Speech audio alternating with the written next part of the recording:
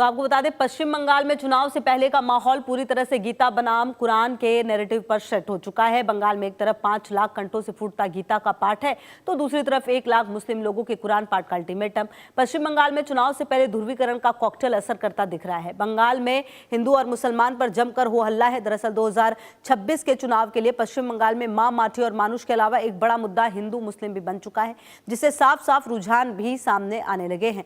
TMC से निष्कासित विधायक हुमायूं कबीर के बयान से बंगाल की सियासत गर्मा गई। उधर तृणमूल कांग्रेस का आरोप है कि उनकी पार्टी से निष्कासित विधायक हुमायूं कबीर बीजेपी की तरफ से बैटिंग कर रहे हैं। टीएमसी से निष्कासित विधायक हुमायूं कबीर ने बंगाल में गीता पाठ के जवाब में फरवरी में कुरान पाठ करवाने का ऐलान तो कर दिया, तो उधर हैदराबाद से भी मस्जिद बनाने की आवाज उठने लगी। हैदराबाद के मुस्लिम धर्मगुरु तारिक शब्बन ने बाबरी मस्जिद पर बयान देकर इस विवाद को और हवा दी, ताकि सवाल कई सारे उठे। लेकिन सवाल यह है कि जब सरकार ने अयोध्या में बाबरी मस्जिद के लिए 5 एकड़ जमीन अलॉट कर दी, तो फिर वहां मस्जिद बनवाने के लिए चंदा और ईंटें क्यों नहीं इकट्ठा हो रही? बंगाल और हैदराबाद में बाबरी मस्जिद बनवाने का मकसद क्या है? सवाल यह भी, क्या मुस्लिम नेता वोट के लिए अपने ही लोगों को भड़का रहे? आज इंडिया न्यूज पर इसी मुद्दे को लेकर धर्म संसद, हमारे साथ हिंदू धर्मगुरु और मुस्लिम स्कॉलर्स भी जुड़ेंगे और हम बातचीत भी करेंगे। सवाल यही है कि 2021 के विधानसभा चुनाव में ऐसी कोई तस्वीर सामने नहीं आ रही थी, लेकिन आप देखिए कि 2026 में अब अगर आप तारीखों को ध्यान में दें तो सिर्फ कुछ महीनों का वक्त है जब पश्चिम बंगाल में चुनाव होने हैं। जी हाँ, कहा जा रहा है कि अप्रैल 2026 में वहां पर चुनाव हो सकते हैं और चुनाव से पहले जिस तरीके की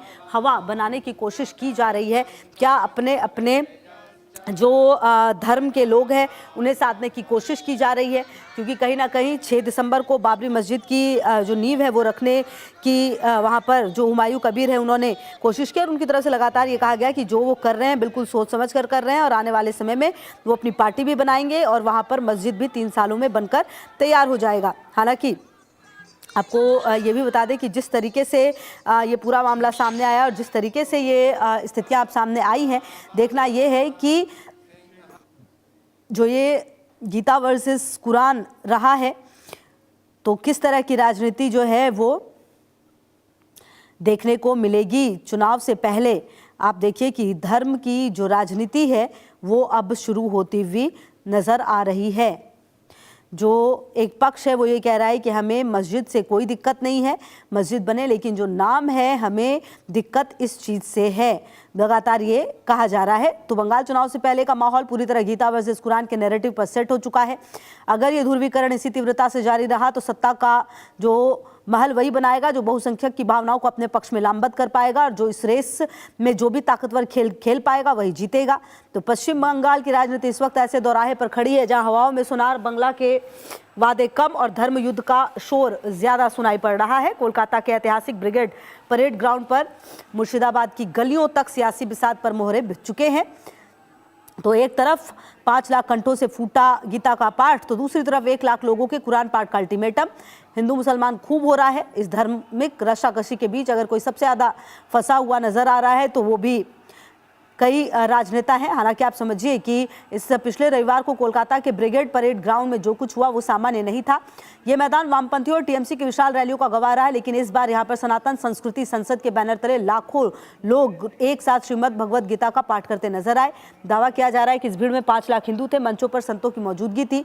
महामंडलेश्वर स्वामी ज्ञानानंद जी महाराज, पद्म भूषण साध्वी ऋतंभरा, बागेश्वर धाम के धीरेन्द्र कृष्ण शास्त्री। लेकिन इस धार्मिक आयोजन के सियासी मायने तब स्पष्ट हो गए जब वहां बंगाल भाजपा का पूरा शीर्ष नेतृत्व दिखा। केंद्रीय मंत्री सुकांत मजूमदार, नेता प्रतिपक्ष शुभेंदु अधिकारी, यहां तक कि राज्यपाल सीवी आनंद बोस की उपस्थिति ने साफ कर दिया ये केवल आध्यात्मिक आयोजन नहीं बल्कि 2024 और 2026 के चुनावों के लिए हिंदू वोट बैंक के एकीकरण का शंखनाद भी है।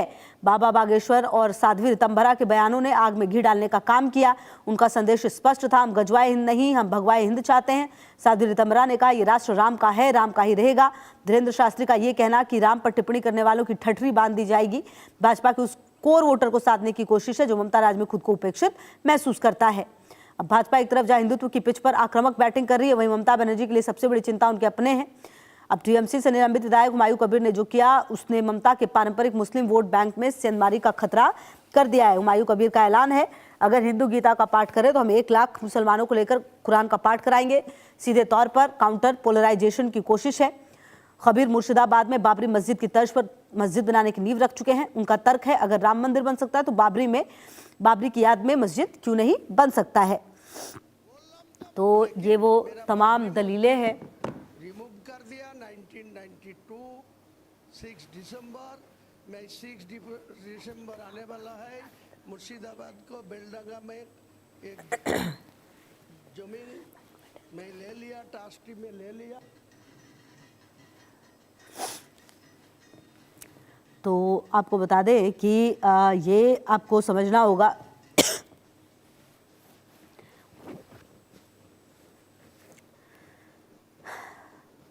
तो आपको बता दें कि पश्चिम बंगाल में जो ध्रुवीकरण की राजनीति है वो अब तेज होती हुई नजर आ रही है। बाबरी मस्जिद शिलान्यास और गीता पाठ जो है वो अब बड़ा मुद्दा बनते हुए नजर आ रहा है।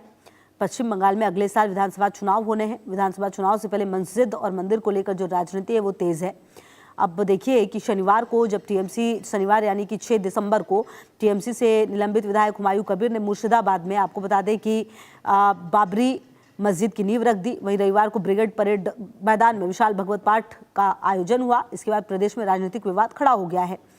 आपको बता दें कि टीएमसी के विधायक हुमायूं कबीर ने पार्टी से निलंबित होने के बाद ऐलान कर दिया कि वो नई पार्टी बनाएंगे और कहा यह कि प्रदेश की 90 सीटों पर वो चुनाव लड़ेंगे। इसके अलावा उन्होंने कहा कि विधानसभा चुनाव में असदुद्दीन ओवैसी की पार्टी AIMIM से गठबंधन के लिए भी बातचीत कर रहे हैं। हालांकि राजनीतिक विश्लेषक जो हैं वो ये भी कह रहे हैं कि हुमायूं कबीर ने मुसलमानों के बीच एक नया राजनीतिक आख्यान गढ़ने का प्रयास किया है जो बंगाल के मतदाताओं का 30% से अधिक है और जो पारंपरिक वोटर्स हैं वो ममता के वोटर्स हैं वो। बहरहाल आपको बताएं कि राजनीतिक विश्लेषक ये भी कहते हैं कि टीएमसी ने हिंदू वोट बैंक में कटौती की आशंका के चलते हुमायूं कबीर को निलंबित किया और पार्टी का मानना है हुमायूं कबीर की पार्टी विरोधी गतिविधियों से, मुख्य रूप से सांप्रदायिक बयानों से बहुसंख्यक वोट में कटौती हो सकती है। इस बीच आपको बता दें कि रविवार को ब्रिगेड परेड मैदान में विशाल भगवत गीता पाठ का आयोजन हुआ। इस कार्यक्रम में राज्यपाल CV आनंद बोस भी मौजूद थे और इस कार्यक्रम में राज्यपाल ने कहा कि राज्य धार्मिक अहंकार को समाप्त करने के लिए तैयार है। उन्होंने मुर्शिदाबाद में एक दिन पहले देखी गई घटना का भी जिक्र किया। तो आपको बता दें लोकसभा चुनाव से पहले 1 लाख स्वरों के साथ गीता पाठ के आयोजन ने राजनीतिक टकराव को जन्म दिया है, जिसमें सत्तारूढ़ टीएमसी ने भाजपा पर ध्रुवीकरण के लिए धर्म का इस्तेमाल करने का आरोप लगाया था। अब विधानसभा चुनाव से पहले गीता पाठ का आयोजन किया गया है। तो कुल मिलाकर आप देखिए कि अगर ये जो देखना होगा और जो डॉक्टर सुकांत मजमदार हैं उन्होंने भी इस दौरान बड़े आरोप जो हैं वो लगाए और बंगाल की वर्तमान सरकार का राष्ट्रवादी नहीं है। हालांकि आपको बता दें कि जिस तरीके से पश्चिम बंगाल में ये जो कुछ भी हो रहा है पिछले कुछ समय से, ये तो तय है कि जो वोटर्स हैं उनको लुभाने के लिए और उनकी तक अपनी बातों को रखने के लिए इस तरह का प्रयास जो है वो किया जा रहा है। और धार्मिक और राजनीतिक उफान का केंद्र बना हुआ है पश्चिम बंगाल। बाबरी मस्जिद विवाद को लेकर मुस्लिम संगठन और राजनीतिक समूह की सक्रियता के बीच हिंदू धर्मगुरुओं एवं संगठनों की मोर्चाबंदी ने हिंदू क्रांति का भी शंखनाद कर दिया है। अब सवाल यह है कि क्या यह आगामी विधानसभा चुनाव में हिंदू वोटों को एकत्र करने का नया एजेंडा है या फिर पश्चिम बंगाल में लगातार हिंदुओं पर हो रहे हमले, उनको कुचलने की कुचेष्टाओं एवं मुस्लिम तुष्टीकरण का माकूल जवाब है। अब बाबा बागेश्वर धीरेन्द्र शास्त्री सहित हिंदू धर्मगुरुओं के प्रवचनीय हस्तक्षेप, लाखों लोगों द्वारा सामूहिक गीता पाठ और संतों के हुंकार से एक नई चेतना आकर लेती दिख रही है। और ये उभार महज आस्था का नहीं बल्कि पहचान, सुरक्षा और गौरव के भावों का उभार है उनके हिसाब से। बहरहाल आपको बता दें कि ये जो पश्चिम बंगाल में बाबरी मस्जिद पुनर्निर्माण का मुद्दा हुआ है वो कहीं ना कहीं एक ऐसी स्थिति को पैदा करना है जो बिल्कुल ही लोग भूल चुके थे। और चलिए हम आगे बढ़ते हैं और चर्चा की शुरुआत करते हैं। कई जो गेस्ट है वो मेरे साथ जुड़ेंगे। फिलहाल मेरे साथ विनोद बंसल जी, प्रवक्ता VHP के, जुड़ गए हैं बातचीत करने के लिए। बहुत स्वागत है विनोद जी आपका। जो कुछ भी पश्चिम बंगाल में हो रहा है